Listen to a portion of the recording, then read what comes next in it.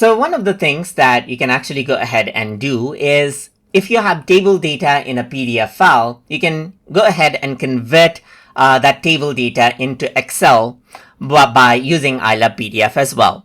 So over here, I am in the ILovePDF.com website, and over here, you can see that PDF to Excel is an option.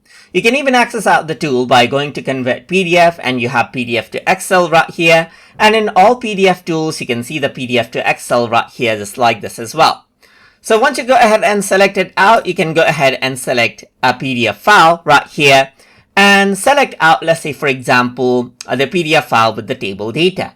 And then you can go ahead and click on Open right here.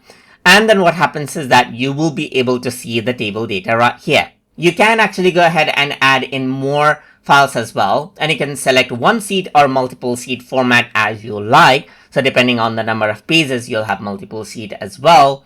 And if you have the premium version, you can also run an OCR on it. But I'm just going to go around and go for regular conversion and click on Convert to Excel.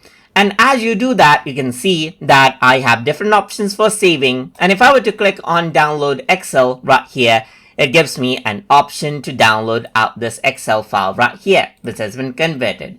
So if I were to go ahead and then open this out now, then what happens is that whatever details I had on PDF right here has been laid out right here properly in Excel file, just like this, as you can see.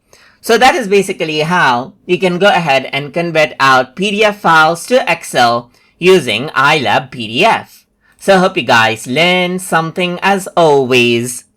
And as always, please like, comment, share, and subscribe.